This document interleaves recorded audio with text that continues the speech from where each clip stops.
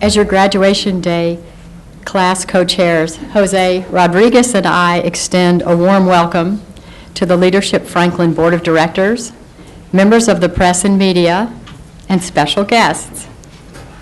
Before the class of 2016 presents their group projects, we would like to thank key people who are instrumental in making your graduation class day what it is. First, our thanks to Monique McCulloch, a 2013 Leadership Franklin alum who is the Public Outreach Specialist with the City of Franklin. Monique has graciously coordinated our use of City Hall for this day, as well as past graduation class days, and I know that she has coordinated several of your class days throughout this year. Monique, we thank you so much for your tremendous support.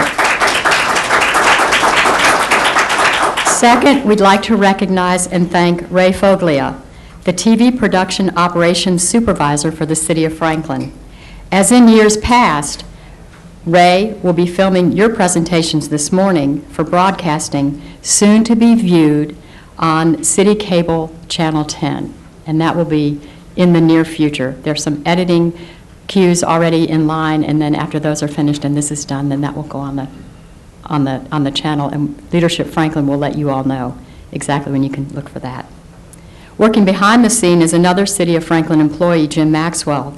Jim and his team are responsible for setting up our rooms and moving furniture to suit our needs throughout the morning. So Jim, we thank you in absentia. On Thursday, March 24th, at the Federal Courthouse in Nashville, Tennessee, your classmate, Camilla Filer, who is with the Tennessee Immigration Refugee Rights Coalition, was sworn in as a citizen of the United States of America. Camilla, could you come forward?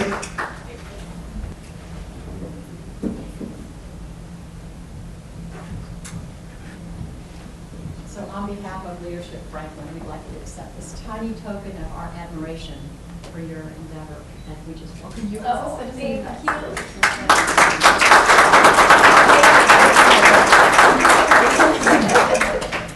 you. You can go ahead and open it. Oh, this is so cute.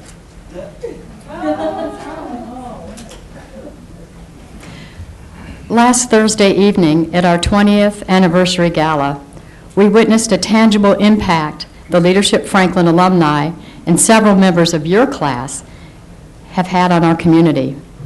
2 2016 Leadership Franklin scholarships were awarded. I want to personally thank the members of the class of 2016 who have made an investment in these young women's academic pursuits, and thank those of you who will commit to support the Leadership Franklin Scholarship Fund this spring. Our largest corporate contributor is Franklin Synergy Bank. Richard Harrington's munificence is instrumental in ensuring the perpetuity of our annual scholarship, and for that we are very thankful. And finally, speaking of Franklin Synergy Bank, our MC for this morning's program is a Senior Vice President with Franklin Synergy Bank, Berry Farms office. Jeff Smith is also a 2013 Leadership Franklin alum. Jeff, we thank you for your generous time and attention announcing the group projects this morning. So now, the moment that you all have been waiting for, Jeff, will you come forward? Thank you. Thank you, Jane. It's a pleasure to be here, and what a great way to start off this graduation day with recognizing Camilla over here. So that's such a wonderful accomplishment. Well, I would also like to say welcome to the 2015-2016 Leadership Franklin Graduation Day and the group project presentations. I'd like to welcome all of the Leadership Franklin alumni, the members of the media, and our special guest as well. Again, my name is Jeff Smith, and I am going to be introducing the presentations today. As mentioned, I'm a 2013 graduate of Leadership Franklin, which was the best class of Leadership Franklin. Monique was in my class, and she can attest to that. We were the first class that Debbie and Paula conducted on their own, and they told us we were the best class. So it came straight from their mouth. At the beginning of each Leadership Franklin year, the class is divided into groups, and those groups are asked to come up with a project that will benefit the Franklin community. And today we're going to hear from those groups and what their projects are and how they've impacted our Franklin community.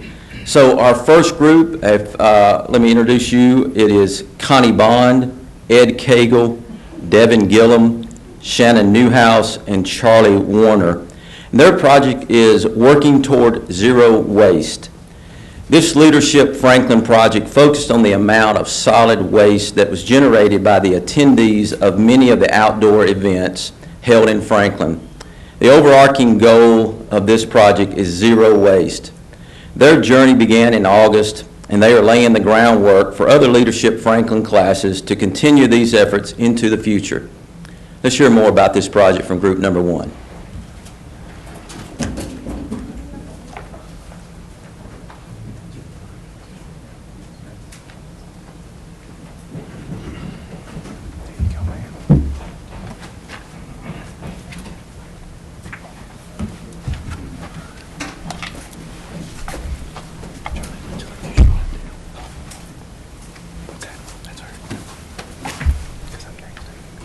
Good morning. My name is Connie Bond, and I have the privilege of introducing you to our team, Team Awesome, otherwise known as Group 1, and to talk to you a little bit today about our Leadership Franklin project.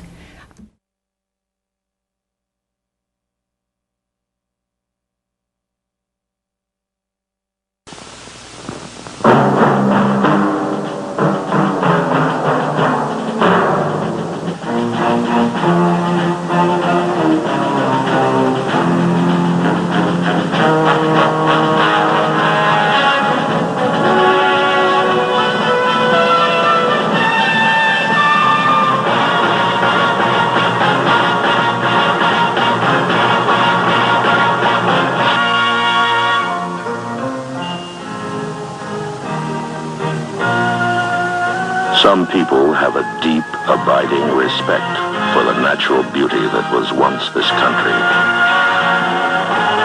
And some people don't. People start pollution. People can stop it. Write for Pollution Booklet, Box 1771, Radio City Station, New York.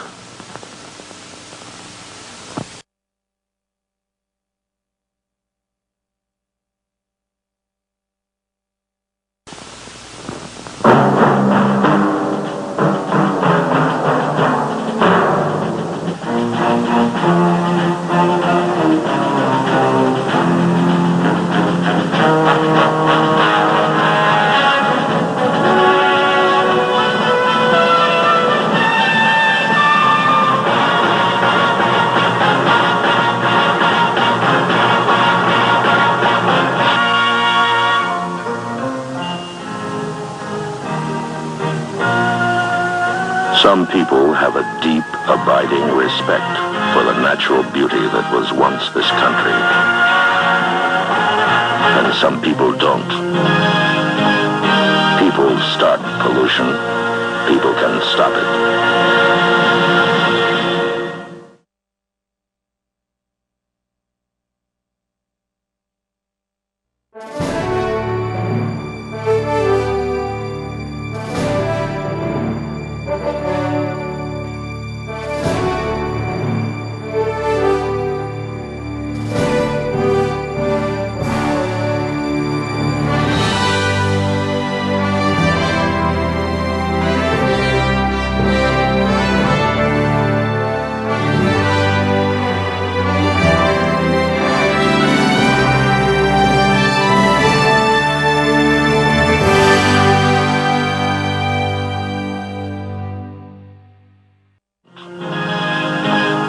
People start pollution.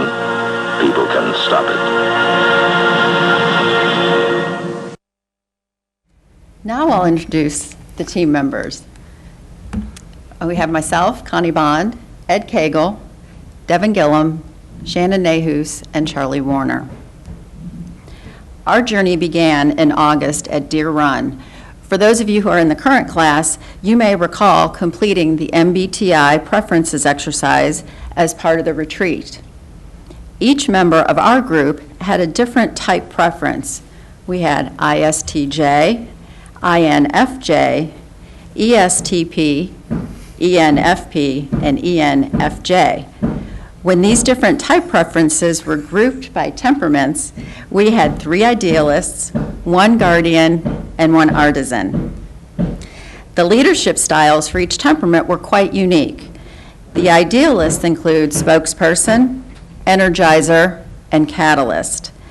The guardian includes traditionalist, stabilizer, and consolidator.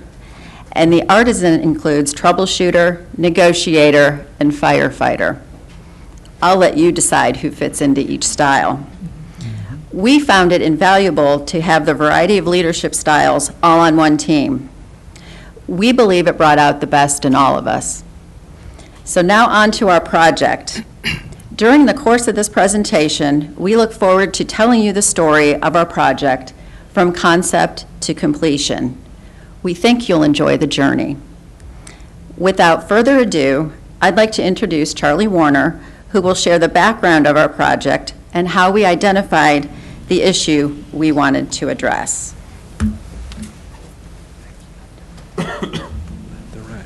Downtown Franklin is the centerpiece of our city, and it's a Mayberry sort of Main Street, which garners unprecedented national attention, wins tons of awards, and is a place that Franklin families, including ours, are proud to call home. When a team of strangers was thrown together to form this group and tasked to come up with a project that would benefit our community, we knew that whatever we were going to do today, we wanted it to make a difference for Franklin tomorrow. Because it's visited by so many and home to us, downtown Franklin quickly became the backdrop for the difference that we wanted to make as a group. On any given day, we see Main Street, did you say left to right? We see Main Street like this. It's quaint and peaceful and preserved, but things can quickly change, and they do on many weekends when hundreds of thousands of people descend on downtown, a place that has become home to dozens of very wildly successful annual events. With that success comes increased attendance, and with that comes more traffic. But we decided to leave that problem to our esteemed classmate and our city engineer, Paul Holzen. Good luck with that, Paul. Listen to these numbers. Anyone ever been to a little festival called Eat the Street? Would you be shocked if I told you that that event generates 6 tons of trash from that one event? What about Pumpkin Fest? 10 tons. My favorite is Main Street Festival, and I was shocked to find out that it generates on average 17 tons of trash for that event. Wow. Those numbers got our attention, and we all sat around the table and we started talking trash with one another, not about you all. What could we do to make a difference? What could we do to help our community and preserve Franklin, which is our home, and still sit back and enjoy all the benefits that comes with these huge festivals and downtown's rapidly growing popularity? That's when my esteemed colleague introduced us to a concept called zero waste and zero waste events. And now we looked at him as crazy as some of you are looking at me. How can you possibly pull off a zero waste event? To tell us more about this crazy concept is your banker and my friend, Mr. Ed Cagle.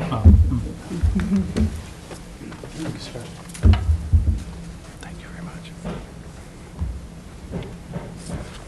Okay, so what is zero waste? Zero waste is a growing concept spreading fast across the globe. Zero waste means designing and managing products and processes to systematically avoid and eliminate the volume and toxicity of waste and materials, conserve and recover all resources, and not burn or bury them. So that is zero waste. Now, there are 3 pillars to zero waste. If you go to that next slide, thank you. Which is to convert uses, so convert your uses, conserve resources, and then compost. Now, composting is a major undertaking, and it's leaving no waste behind. But those are the three pillars, but today we're focusing on converting the uses. The Zero Waste Initiative would act as an educator, a facilitator, and coordinator for large and small event providers to help the event leave as little impact on the environment and location, specifically plastic water bottles, from events, festivals, fun runs within the city of Franklin, but then also eventually, hopefully, the county. We did put all this together, but we also had a little help, and we want to thank publicly the Yampa Valley Sustainability Council, especially Executive Director Sarah Jones in Steamboat Springs, Colorado. If you've ever been to Steamboat Springs, the Zero Waste program is in full force, and they're a model to me in our group what should be happening here in Franklin, but then also be a model for the rest of the state of Tennessee. Next, so that we can hear more about Zero Waste, I get the privilege of introducing my friend and your favorite nonprofit executive director, Shannon Nahus.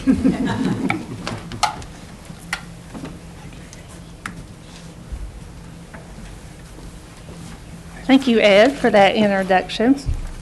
So Mayor Ken Moore and the City of Franklin have planted the seeds of a green movement. They have made Franklin a leader in sustainability.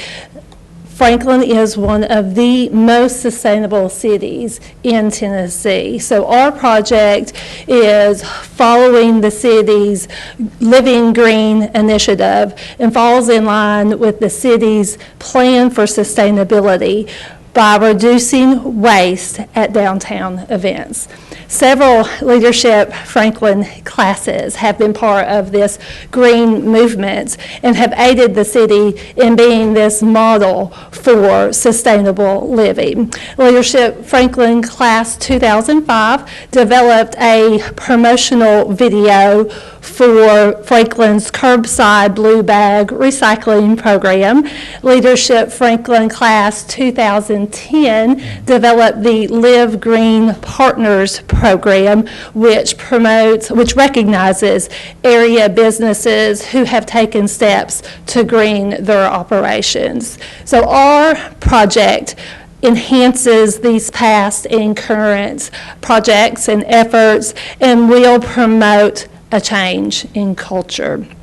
After considerable discussion, like Charlie discussed, of us discussing trash, our project decided to develop a zero waste goal. So by reducing waste generated by plastic water bottles. So we approached the City of Franklin and the Franklin at Breakfast Rotary for their support, because both are leaders in Franklin's Green Movement and both support events and activities that bring in large numbers, thousands of people into Franklin. And these events generate large amounts of waste. And we knew that our project would accomplish our goal of reducing waste, start a zero waste initiative, and help the city with, fall in line with the city's sustainability action plan. So first we met with city leaders, Becky Caldwell, Lisa Clayton, Monique McCullough, and Eric Stuckey, and reviewed how our project would benefit the city. And those benefits are that the amount of solid waste would be reduced at events and activities in and around downtown Franklin, and that this project would aid the city in the city's green revolution and would support the city in being the leader in sustainability efforts. Our project will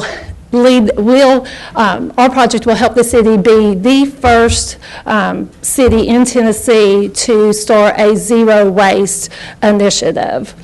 So second, we spoke with the Franklin at Breakfast Rotary and presented our zero waste concept about promoting a greener future and through clean water and reducing waste. So both of these organizations were on board. Both gave us a resounding yes to fund our project. So to tell you more about our solution, I will introduce Devin Gillum.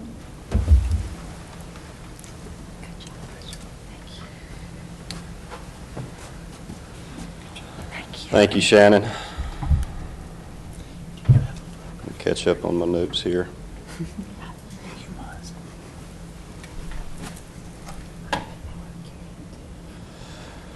So, as we approached the Zero Waste Initiative, there's so many different directions you can go to further support that.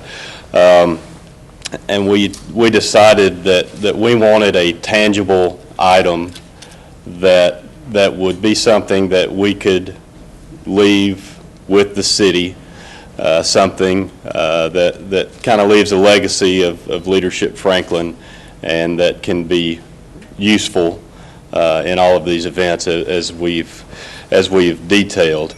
Ed, I believe, identified several different options for us, but the product that we identified comes to us from Austin, Texas, and per use eliminates 1,000 plastic water bottles at a time, which is a tremendous saving to the environment. It is a lightweight, food grade, easy to clean and maintain, easy to store, and can be used for many different things. Can be used not only for the downtown festivals, but can also support sporting events with all of the youth tournaments that we have around here, soccer, baseball, what have you, can be very useful there as well. And this product that we're going to display to you here in a minute is the first of its kind in Tennessee. So Franklin can be proud to say that, like in many other ways, Franklin is leading the way with what we have here today. It's 125 gallons, and it can also be used as a powerful billboard. So the goal with this is when an event organizer comes to the city, it will be part of the city application now. So it will be a requirement. You will see this out at all of the festivals. It will be a requirement to be used thanks to work with the city. But the idea is that you could sell advertising on this. So yes, we did have to raise some money, and they did donate some funds to pay for this. And as it's used, it can also generate income for those organizers and be used in that manner. So without further ado, we've got our two best looking team members here. Our small solution to zero waste is the Water Monster. And as you can see there, we have just an example of how it can be used as advertising, thanks to Mark McCullough and his team at Image 360, formerly Signs by Tomorrow. They were kind enough to donate their services and put that wrap on there. So really a good, strong product that we can pass on. We'd like to thank everyone here today. We'd like to thank everyone with Rotary. We would like to thank everyone with the city for all of your fantastic support and fantastic help. We have thoroughly enjoyed our experience, not only working within our group, but our experience as a team as a whole, as an entire class. And we just want to say thank you to everyone that's been a part of this. And appreciate it.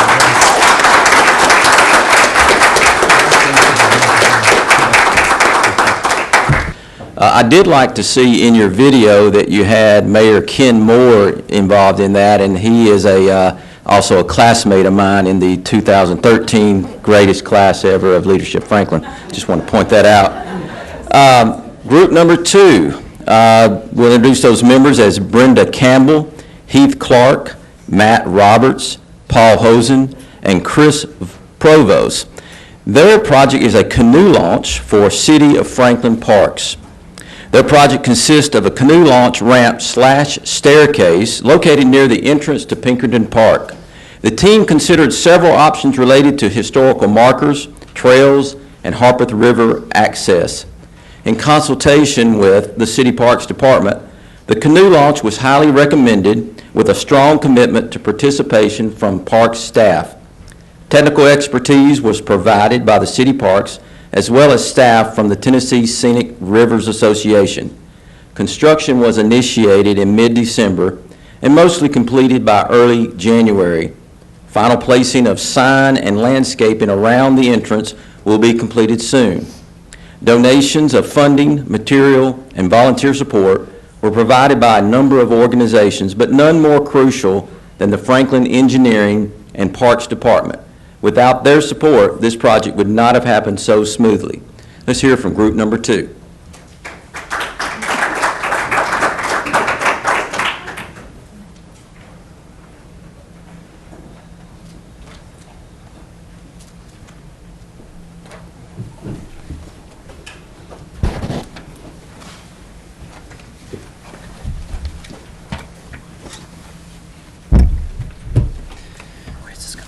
Okay, we don't have any planned notes or anything, and we just figured out who's going to do what about 10 seconds ago. So we couldn't come up with a better name. We thought Paula did a good job in calling us group number 2, so we just went with that. Anyway, clicker. You want this? Clicker. Yeah.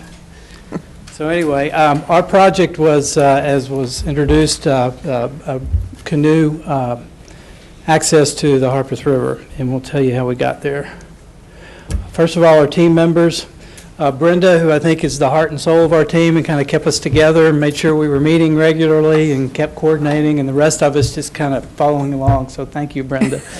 Paul Holzen was city engineer, and I have to tell you that you'll see this later on. We had a lot of support from the city on this, and this wouldn't happen without Paul's inside connections. So thank you, Paul. Matt Roberts was helping us with, at first we thought we were going to have to get a ton of volunteers and have all kinds of legal waivers and all that kind of stuff. In the end, we had mostly volunteers from the city, so it worked out fine. And Heath Clark, who kept encouraging us along the way and promised us a big bottle of some kind of liquor when we got done, but I haven't seen it yet, so I don't know what's going to happen. Well, I just had a great idea a minute ago. It's called the Whiskey Monster. Yeah, okay. Yeah. That big too. It's just out of the thin blue sky. But actually, he did promise that when we, at some point, we would get a canoe and we would smash at the end of the ramp and smash a big bottle of whiskey on it to. Actually, I said you said we should drink the whiskey first. Oh yeah, we drink the whiskey, then smash the bottle. Okay, so anyway, that's our team. Just a little bit about the process. We did initial brainstorming about a number of ideas and shortlisted down to two of them that we wanted to progress with. And one of them was, I think a lot of us were inspired and motivated after the History Day, and we thought about historical markers on different trails to either point to or discuss different historical issues, not the same as the Tennessee historical marker signs, but sort of a trail and markers along the greenways that go through the historical sites in Franklin. And the picture at the top there, I think that's in Boston. If you've ever been to Boston and you walk downtown, you'll see these things on the sidewalk. And then the other one was the canoe access on the river. So we pursued talking to both of these projects would be coordinated with the City Parks Department, and so we pursued discussing those projects with them. Paul facilitated that significantly, and they really encouraged the canoe access. And we talked about it, and we thought, well, yeah, this is something that we could actually do and get done and have a project that's completed. The historical markers thing might have been a little bit more complicated, require more time. We weren't, so, and with that and the encouragement from the Parks Department, that's what we picked. We put together an estimate. Paul can talk about that in a minute, about what it was going to take in terms of resources and dollars, and solicited that, got a number of folks to donate, which we'll talk about. I'm not sure who's going to, maybe that's you, Matt. I'm not sure who's going to talk about that. And got a lot of materials donated and a lot of support from, labor support from Franklin Parks Department. So that's the process we use. I'm not sure who's next to talk about the timeline and things like that. I think it's Brenda. I'll talk about the timeline. We started meeting in August, and periodically from that time on, we started developing a plan. We had some time constraints. One was to finish it by this day. Another of the time constraints was the height of the river, which I would never know without the without the Parks Department people that helped us, that we needed to be concerned about that. But the river is higher in the wintertime. So we had to know where the height of the river was, where the access would stop at the bottom of the bank. And we also had to know the currents of the river. And I think the experience at Pinkerton Park before was that if you locate it in the wrong place, it will wash out at the next flood. So there was one at Pinkerton Park that washed out in 2010 at the back of the park. We hired a consultant who came in and helped us site it with regard to those issues that need to be addressed. And it was decided to put it at the front of the park where you can actually see the top of the bank from the bridge and the area off of 96. And I've kept an eye on it. We've been waiting for our sign, and finally the sign was ready and installed, and I could see it from up on the road. I was so proud. And that's just happened in the last few days that sign went up. We did have an opportunity, Paul and I went to meet with Tom Lawrence for his radio program, and we actually introduced that once the actual staircase going down to the river was completed so that it could be used even before the signage was complete. We have kept in touch. We did this by email, so every time something was completed, we could, the whole team was involved in that. And I want to talk about the engineering aspect of it and the things that need to be considered there. Yeah, absolutely. I remember when we first started the project, we were told to start early and that the time would go fast, and it truly did go by extremely fast. So I was glad that Brenda really kept us organized and kept us meeting regularly so that we were able to complete the project. And so early on, we thought that we needed to get a permit from the state of Tennessee because of the disturbance to the riverbank. And so we quickly worked to put together a plan and a little drawing to get the permit documents ready. We also worked on the cost estimate, and we had originally estimated around $9,000 was what we thought we would need to raise to be able to help deliver this project. And the Parks Department was gracious enough to say that they would dedicate the labor and that we would help with volunteers to help with the actual construction of the project. And so we also looked at, as Charlie mentioned, trying to solve the traffic problem. We realized we needed around $300 million. And so we ended up going with the canoe access versus trying to resolve the traffic issue. We just felt like it was more achievable, and at the end of the day, we'd have a project to deliver. And so that's another aspect of how we ended up with where we were at. Ultimately, the state told us that we didn't need a permit because our disturbance was very minimal, and so we were ready to go forward with raising the funding, and then also getting the support from the community to actually deliver that. And so with that said, I'll let Matt talk a little bit about some of the help that we had throughout the project. All right, thanks, Paul. So this was certainly not just Team 2 that did this. We had great community support. The city, of course, was primarily, they were probably the biggest champion in this. Kevin Lindsay and the rest of the staff from the Parks Department. Chris mentioned at the beginning that I guess my role early on was supposed to be sort of coordinating and getting volunteers, making sure that we had the proper waivers, that sort of thing, so that Leadership Franklin was protected.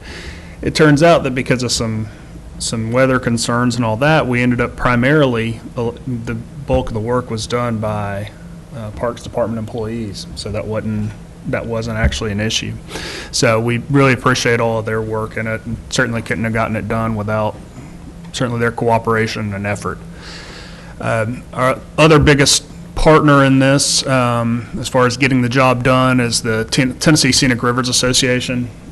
Patty Schultz was at, I think, every single in-person meeting we had, and we met several times over at Puckett's to go over this. Patty and Kevin Lindsay with the city as well.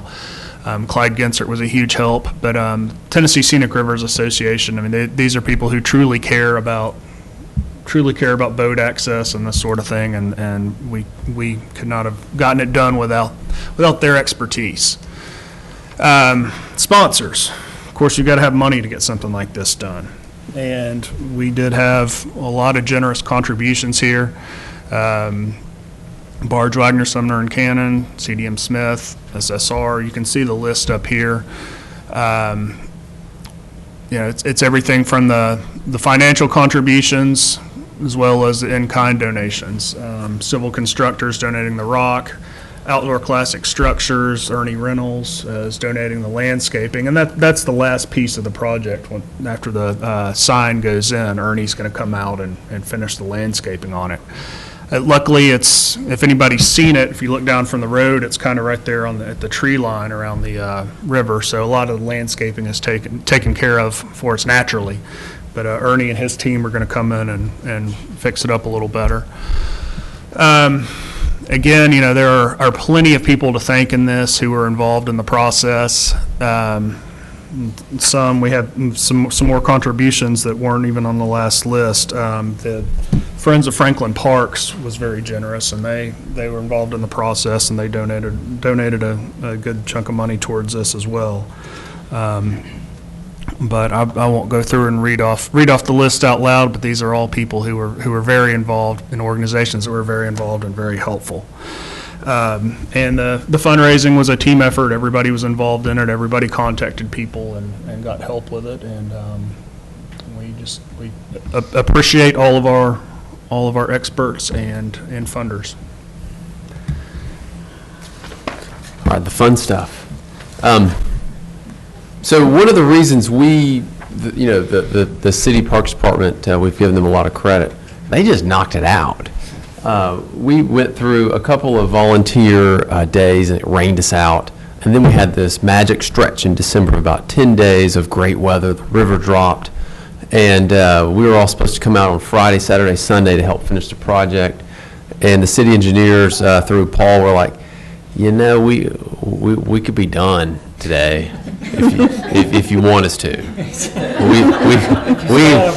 If y'all don't show up, we can get this done in about 4 hours. And this was on a Friday, like Thursday, and then we're like, oh, okay, y'all knock it out, and they did, and it was pretty cool to see, the deep cut in the bank of the river. All the rocks, and then the crew. By the time they got to the top, it was moving pretty quickly, and so. Yeah, I just want to. You'll see this. I mean, this is not a, backyard do-it-yourself. I mean, this is some significant construction that these guys did, and I didn't fully appreciate it until we got into it. This was a big project. You know, the canoe ramp isn't just, let's, put a stick in the ground so you can, tie off to when you come in. I mean, so we had about, 40 foot of bank where you had to get a level grade, and then you've got to have rock, and this stuff's got to be able to withstand fast water, and so all of it. And so you can see while we're, down there grading and digging and putting in the rocks where the water is a lot of the times, where it has been. And, this thing has to be able to withstand quite a bit of current. And so the engineering on it's pretty remarkable and minimalist. One of the Scenic River Association's criteria is basically you can't do that much to the bank of the river. And so getting it done in a way that you've got to disturb the bank, but it's got to stand up. But there's no concrete in this. I mean, it's wood and rocks. That's it. And it's pretty cool to see it come together in a way that is as natural as possible, as undisturbed as possible when you come back to it and look at it. But there was a lot. I mean, there's some heavy equipment digging out a big stretch of the bank and then filling it full of rocks and sticks and timber. The site placement is pretty key too. Pinkerton Park is very centrally located, but this spot on the river is on the inside of a bend, so it gets less current than other places on the river. It gets less current than straightaways. Most of your force hits directly behind the bank in this picture on heavy water days. Another great aspect of it is parking and access. And it's sort of a central spot in Franklin in terms of the Harpeth River and canoe access. So you get here's some more just pictures I'm going to toggle through. I want to get to a map of where the Harpeth River sort of cuts through town. That's where you sort of load in. These are the folks who did all the work, quite literally, except for Matt and Paul. We just and showed the Chris picture. and Brenda. Notice I'm probably not in that picture. I'm not even there. I was taking the... Brenda wasn't, no. Brenda was the only one that got out there and got dirty. She was out there working, so And I give her credit. I was given a lesson sign on is how to up. operate a jackhammer, and I did. Yep. I did get out there. I didn't get dirty. I brought coffee one day and got poison oak all over my boots, which got all over me. Just mention the sign. There's the sign. We got the picture up, and Just like this week? This week? Yeah. the sign notes the map of the river, as well as the sponsors, and also credit to Leadership Franklin. So where are we on the map? And this is cool. So we do, in fact, have a trail that runs throughout the center of Franklin along the river, and it's the Harpeth River. And so if you can see in the bottom, geez, I'm terrible, the right-hand corner, my left and right, I'm really awful at this. So it says, coming in the summer of 2016, that's Ladd Farms, Lucky Ladd Farms on the other side of the Ag Center, and that's mile marker 95.7. So Pinkerton Park's at 88.1. So we've got a pretty good stretch of river between Ladd Park and Pinkerton Park. And then at Linwood Park, at the very top left-hand corner of the map, you've got mile marker 80. So we've got nearly 16 miles of river through the heart of Franklin, from Ladd Park to Linwood Park. That's second to none in terms of canoe day trips and outdoor outings, and you can feel like you were out in the middle of the woods going right through the middle of the town. And this is really, something another thing for Ellie to talk about of cool things to do in Williamson County and Franklin is that very soon we're going to have 16 miles of canoeing right through the center of town. Pinkerton Park is right smack in the middle of this. And so folks can put in at Lucky Ladd, geez. You can tell I've got a preschooler. You put in right at Ladd Farms, canoe to Pinkerton Park, that could be it, or they can keep on going. So it's centrally located, great access, you can get in and out pretty easily with trucks and tow trailers and all the rest of it. And being able to get out and access that great park is I think, going to be a great asset to the community for stuff to do outside. As we talked about, I think we're at Carnton, Maya bias in all this is get outside, go do something outside. How do we get out and enjoy the beauty that is just all around us? And this is a great contribution to that goal. So, and here is a picture of some of the sign that's up now at the canoe path with the mile marker and all the sponsorships, including Leadership Franklin. So that's it. Get outside, enjoy it. Now, it's a little chilly, but get out as soon as possible. It's just a really cool, if you haven't canoed that path, the river, the Harpeth, it's really a lot of fun.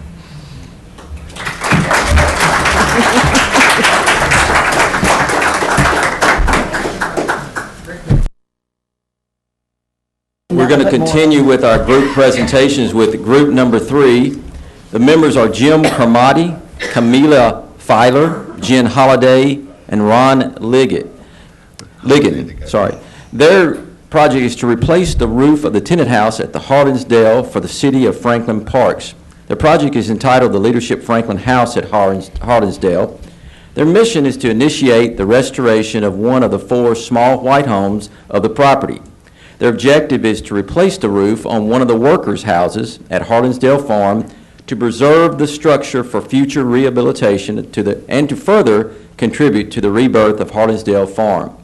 Potentially, this structure can be used by Leadership Franklin and the community. Let's hear from group number 3.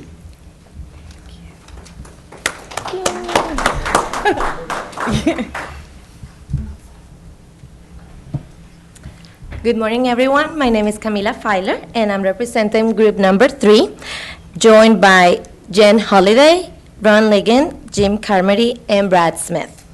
My team members and I want to thank all of you for the hard work in the last year and in preparation for today. And I personally want to thank you for commemorating my oath ceremony. That was very special. I'm already wearing my pin, so I really appreciate it. We are here today to talk about our project and contribution towards the park at Harlinsdale Farm. We are going to give an overview of the history of Harlinsdale, restoration, and our initiative to provide a place for Leadership Franklin and the community. Our mission is to initiate the restoration of one of the 4 small white homes of the property. Our objective is to replace the roof of one of the workers' house at Harlinsdale Farm to preserve the structure for future rehabilitation and to further contribute to be the rebirth of Harlinsdale Farm. This structure could be then used by Leadership Franklin and by the community. And now I'm going to pass it on to my dear fellow Ron Liggett, who is going to start up to talk about the history of Harlinsdale Farm. Thank you, citizen number 1.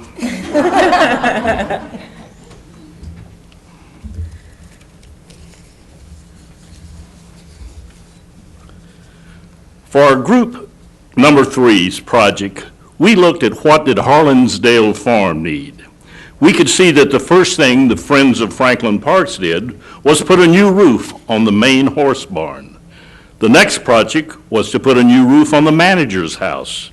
Both of these projects were done to preserve the structure for future rehabilitation. There are 4 worker houses on the farm that need attention. So group number 3 chose to put a roof on one of these worker houses in order to save it. Since the City of Franklin acquired Harlinsdale Farm, many good things have happened. As mentioned, new roofs were put on 2 important structures. A wonderful roadway and white fencing has been added. A closed-in dog park was added.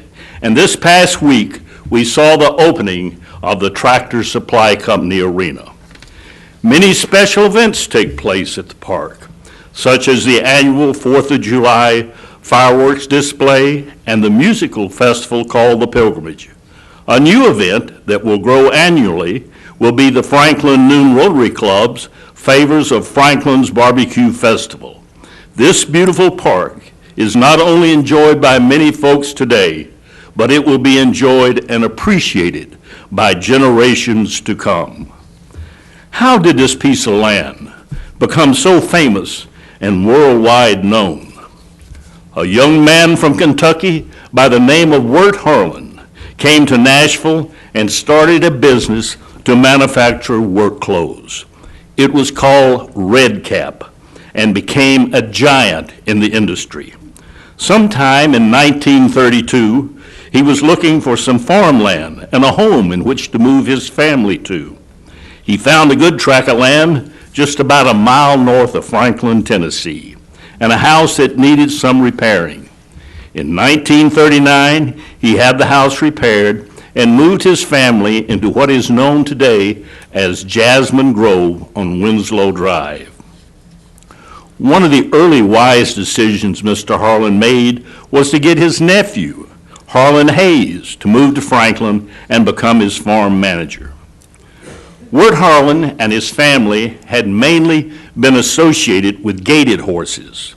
Not long after buying the farm, Mr. Harlan met Robert Campbell, who introduced Mr. Harlan to a breed of horses that would become known as the Tennessee Walking Horse. The smooth four-beat gait, gentle disposition, and endurance of the horse won Mr. Harlan over, and he decided this was the breed we're going to develop for Harlansdale Farm. In 1935, Robert Campbell, Wirt Harlan, and his two sons, Bill and Tom, went to an organizational meeting in Lewisburg, Tennessee. Out of this meeting came the Tennessee Walking Horse and Breeders Association. Sometime after this historic meeting, Wirt Harlan's brother joined him at the farm and bought the farm next to Harlansdale. With this additional land, the farm grew to a little over 300 acres.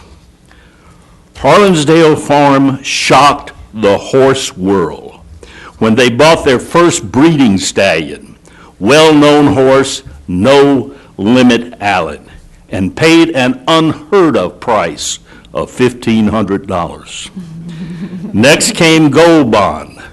Both of these horses were popular sires on the farm. Many stallions and mares have come and gone on the farm, but not until a black colt named Joe Louis arrived did the world stand up and take notice. A man was visiting the farm and saw Joe Louis working out and said, "He's as powerful as the sun and black as midnight." Wirt Harlan heard these words and decided then and there to change the horse's name to Midnight Sun. Midnight Sun won shows wherever he was shown. He was world champion for 2 years at the Tennessee Walking Horse Celebration in Sheville, Tennessee, in 1945 and in 1946. He became the #1 breeding sire of walking horses in the world, and his stud fee in the beginning was $50. Many of his offspring became champions in their own right. Midnight Sun was loved and cared for at Harlansdale Farm. On November the 7th, 1965, this outstanding horse died and is buried at the farm, where he spent most of his life. Bill Harlan took over the management of Harlansdale Farm in 1980. But in 2007, the city of Franklin acquired the farm. And this became the wise move that we have this wonderful park in the middle of our community of Franklin, Tennessee. Group 3 thought it most fitting to choose a project that would benefit the park and the many visitors who enjoy it annually. And now, let me introduce a new friend, a good Southern Yankee, and a hard-working man for group number 3, Mr. Jim Carmody. Brother Jim.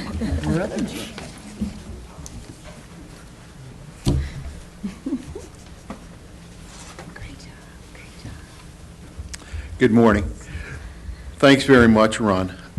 It's, on a serious note, it's extraordinarily fitting that Ron is a key member of our team.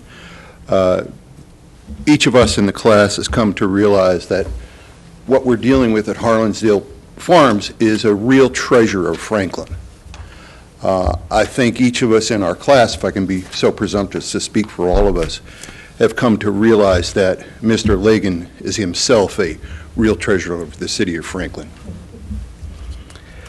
We understand that it might seem a bit mad to many people that we selected a roof as a project, not quite as sexy perhaps as a boat ramp. It doesn't hold 2,000 cups of one's favorite gin or bourbon. But there really is a method to our madness. As Ron explained, the farm was placed on National Register of Historic Places in 2006. Preservation of these properties is critical to that designation. And logic hit us one day, and we said, well, if we need to preserve these properties, first thing we have to do is fix the roof to stop further deterioration of the interior. We knew or believed at the time that we could only take a small chunk of the project, which will be talked about later on in lessons learned.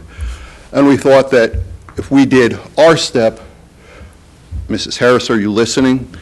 Future leadership projects could perhaps take the next steps, and as Ron indicated, make the home a real landmark and a real fingerprint for Leadership Franklin at the farm. In order to maintain its historic designation, each building on the farm must retain its original footprint. So any work that has been done or any work that will be done in the future must maintain that exact same footprint. Because most of us are used to logic, we said, okay, what are the first steps we need to take? And like many of us, we reached out to the City Parks group. The park gave us approval to, quote-unquote, access, evaluate, and determine possibilities for rehab on the worker's house. Would it be that simple? Like many of you too, we have a lot of people to thank for getting to where we are today.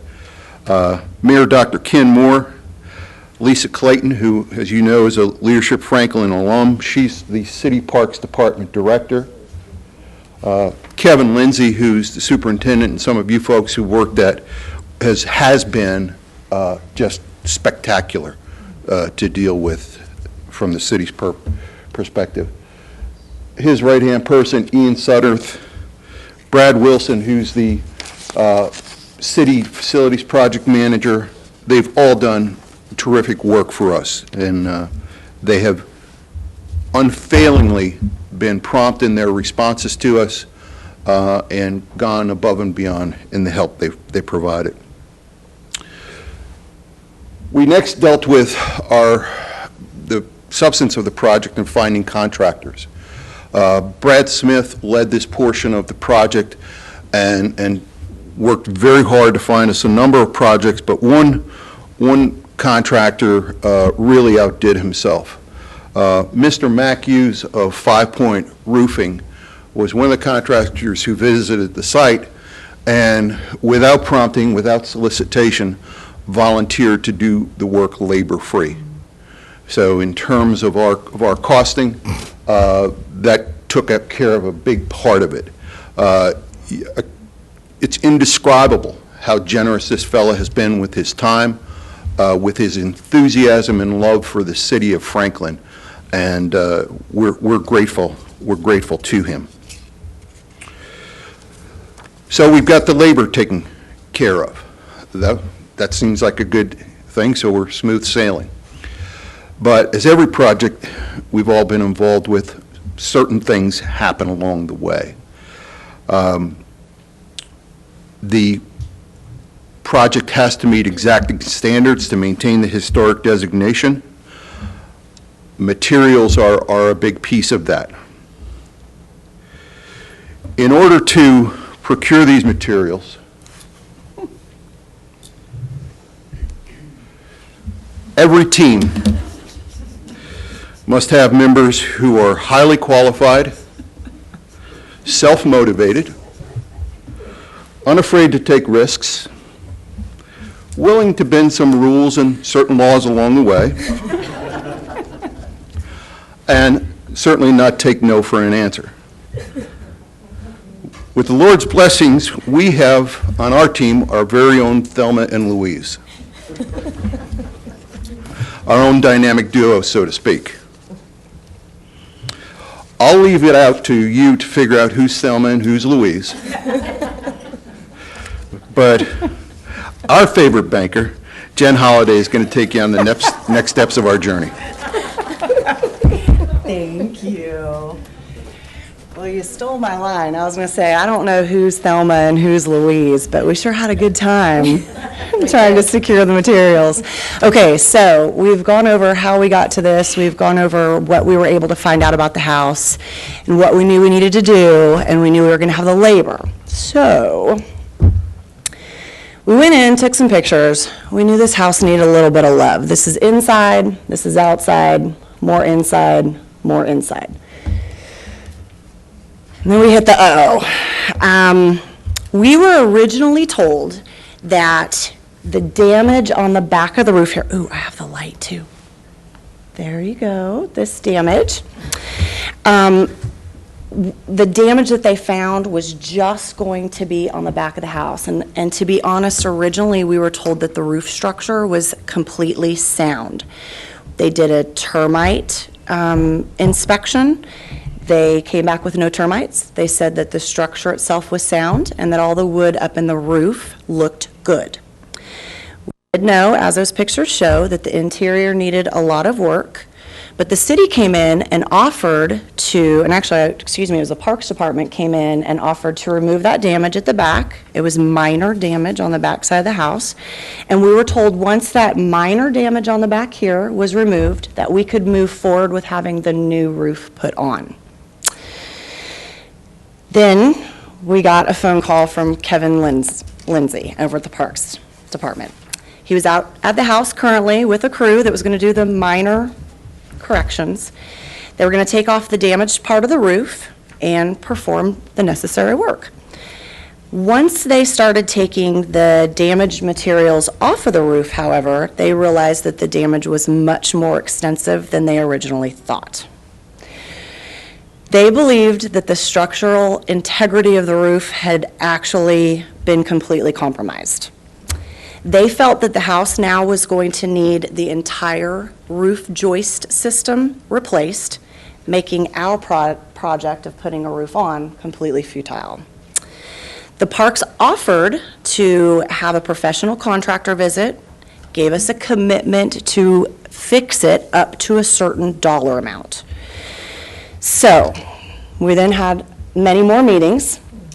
The Parks Department, a contractor, Dr. Monty McInturf, who is a veterinarian and chairman of the Friends of the Franklin Parks, Albert Menifee III, a vice chairman of Friends of the Franklin Parks, as well as Jim and Ron, all met out at the house to see what might be done on this little roof project that we had.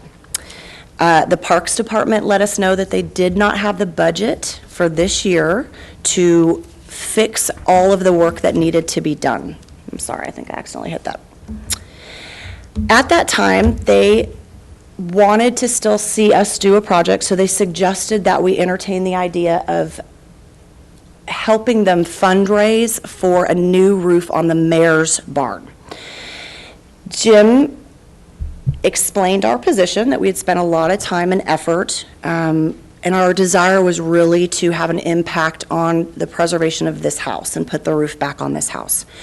So Ron and Jim and Parks Department all worked together and said that, the Parks Department came out and said they would actually look at changing next year's budget to accommodate putting the work into the house that was needed if we were able to extend the project, and then we could go ahead and meet their time frame. So now I'm going to turn this over to, I think that was supposed to be my next steps. What now? I'm going to turn this on to the other half of Thelma and Louise for Camila. Thank you, Thelma.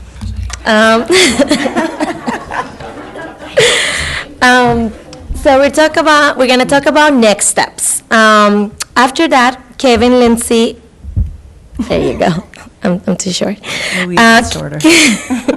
Kevin Lindsay called to let us know that the parks plan was to remove the backside of the house, the addition, that you might not be able to see is right behind the tree, and it was already removed in this picture. So it was right here, there was the addition.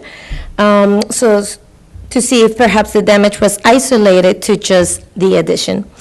If so, then they would remove the addition, return the house to the original footprint, and roof it accordingly. Ron met with Paula Harris to advise her of the delay and our hope for future completion. Another meeting with the City of Franklin and Parks officials led to a discussion of the back porch area. The city stated they had gone as far as they could due to the monetary budget constraints. And then we had another meeting with Brad Wilson, who is a project manager for the city, and he stated that he will help on the project just enough to get it ready for the roof, including some fill. So that gave us some hope to continue our project.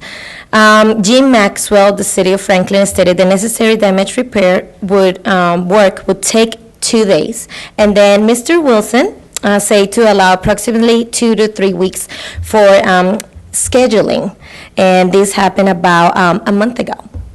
After that, in the middle of that process, we were able to secure the materials that were estimated at about $2,100.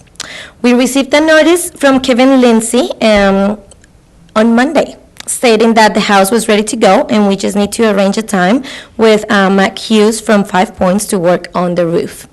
So we are very excited that we are going to be able to finish this project in the next couple of weeks or so. And this is a perfect example of how some key players, such as the city and the parks, came together to move this project forward. Now we're going to talk about some of our lessons learned. Something is that we try to control our project as much as possible, but just like some of our team members mentioned, things come up, and we just need to continue to be diligent and have proactive communication and be hopeful and persevere. And we were able to fulfill our project, so we are very happy to do that. And once again, we want to give a special thanks and recognition to Franklin's Parks Department, the City of Franklin, and 5 Points Roofing, because we will be able to complete this roof in the next couple of weeks. Thank you very much. Good job.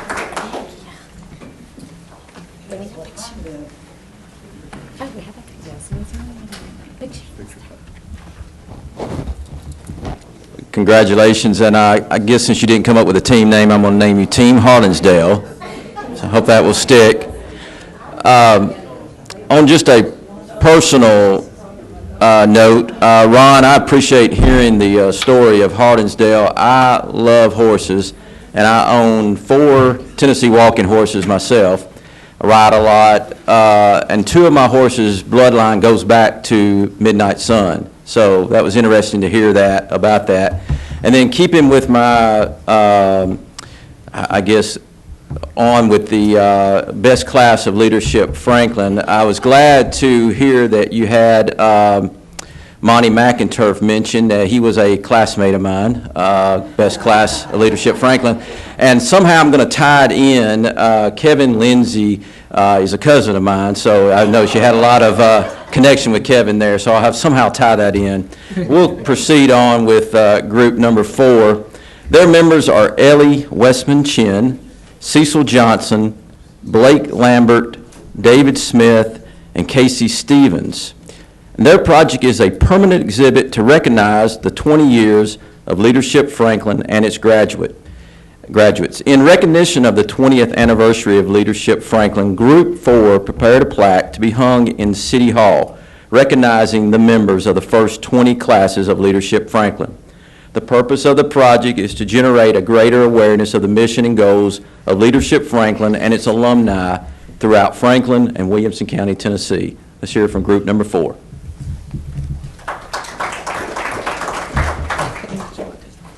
Good morning.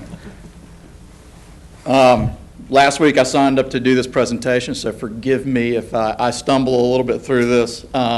Little did I know I was going to have surgery yesterday, so still got some anesthesia and Percocets in my body, so I might say something comical or I might not.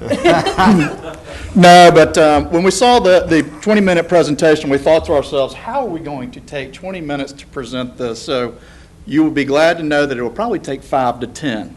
I want to thank the teammates. Unfortunately, Cecil's not here. I don't know exactly if he's on break. Blake Lambert was a critical team member as he helped guide us through some sponsors to help deliver the product. Along with Casey, we utilized their connections to get us to where we needed to be with the end piece. Ellie did an excellent job of molding us together, keeping us on task, and making sure that we were meeting on a regular basis. And I was along for the ride. So what we wanted to do was we wanted to commemorate 20 years of Leadership Franklin. The gala last week was outstanding. It was a fun event. It was very interesting to see all the different faces and all the people that actually weave through this community. I sit on the Junior Achievement Board for Middle Tennessee, as Paula knows, and in grade 2, what they teach you is community. You learn about every aspect of the community, government, what people need to do, how taxes are paid and everything. And I think about that and I say, okay, well, here we are.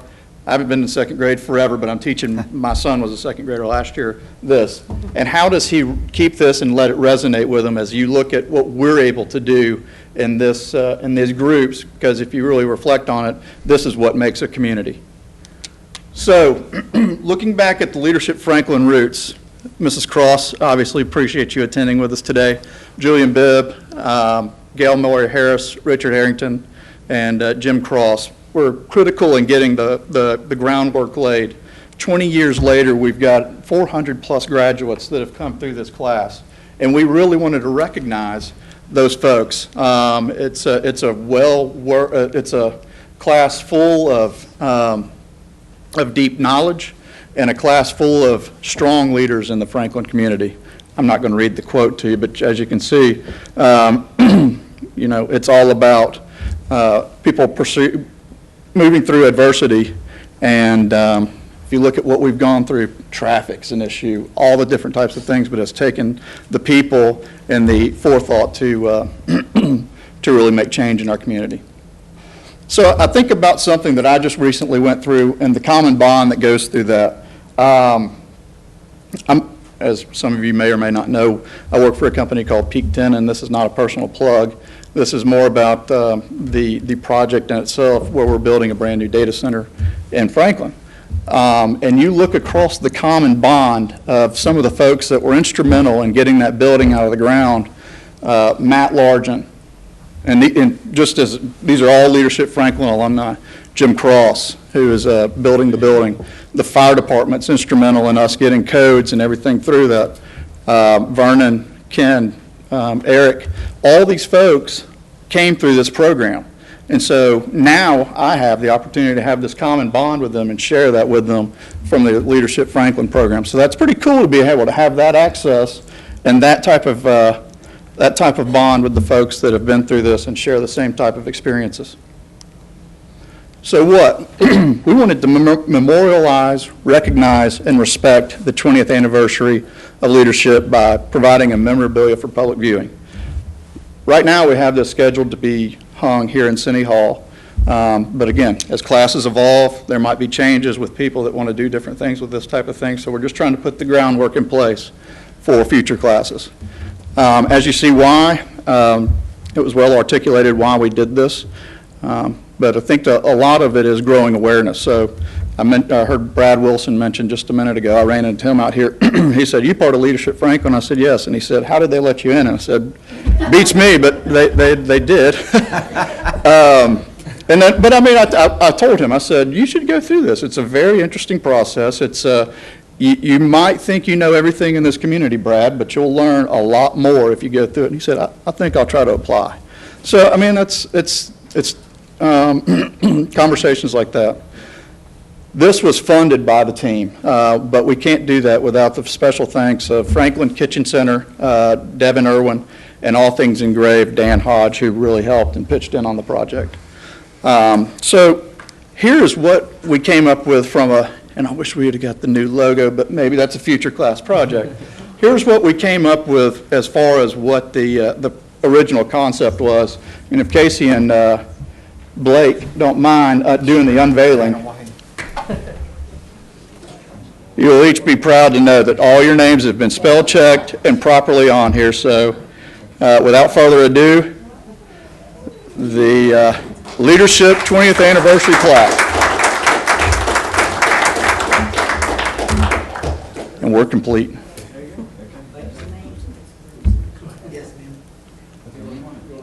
Actually, yeah, we can get some pictures in a few minutes, but let's go ahead and just put this back over here, that way we can Ellie is going to hang here in City Hall. Go ahead and take your It's gonna hang in picture. City Hall. Okay. Ellie, get around real quick.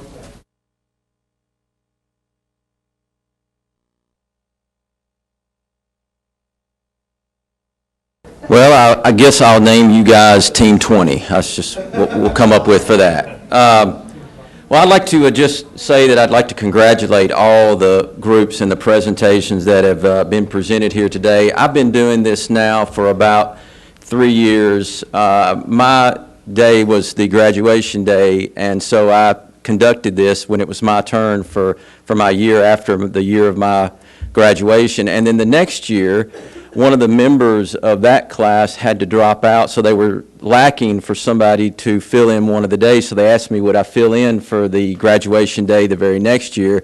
And then somehow I've been asked to do this from now on, apparently. So, you know, your class should be very, very proud of what you've done. It probably doesn't seem like 8, 9 months ago when you were going through your 12-hour days that it would go by as fast as it has. But it really has gone by really fast. I'm assuming you would agree with me on that.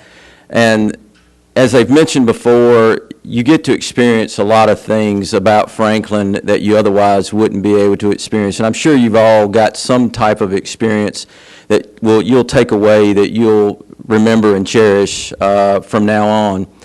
But tonight, you're going to join an elite group of alumni when you graduate from Leadership Franklin.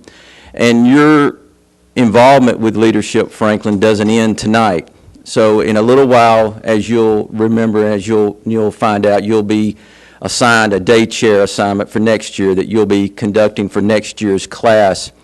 But in addition to that, I would encourage you all to get involved in the Alumni Association and get involved in all of the future events that involve Leadership Franklin by attending future graduation, future Leadership Franklin events.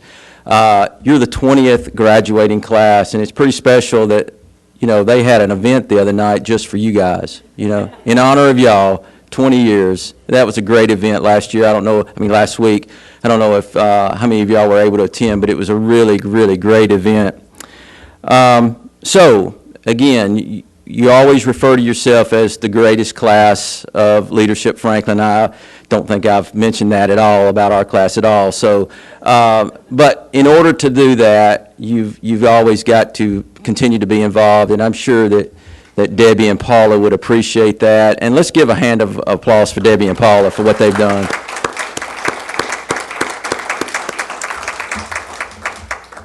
So with that, this concludes our presentation.